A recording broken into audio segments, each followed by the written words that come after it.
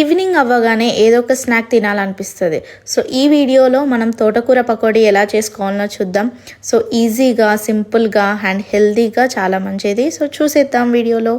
2 కట్టల కడుక్కున్న తోటకూర తీసుకున్నాను. దాంట్లోకి కరివేపాకు, ఆనియన్స్, పచ్చిమిర్చీస్ అండ్ జీలకర్ర కూడా తీసుకున్నాను.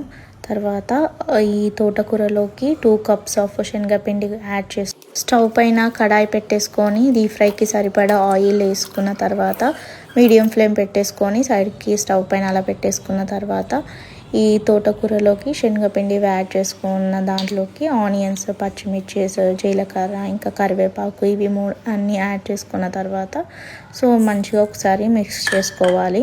సో ఇలా దాంట్లోకి తగినంత సాల్ట్, మీకు ఎంత కావాలనో రుచికి సరిపడా సాల్ట్ అండ్ సోడా యాడ్ చేసుకోవాలి. సో యాడ్ చేసుకున్న తర్వాత మంచిగా కలుపుకోవాలి. సో ఈ తోటకూరలో ఆల్రెడీ మనకు వాటర్ కంటెంట్ అనేది ఉంటుంది కాబట్టి సో మనకి ఎక్కువ కలుపుకోవడానికి ఎక్కువ వాటర్ అవసరం ఉండదు.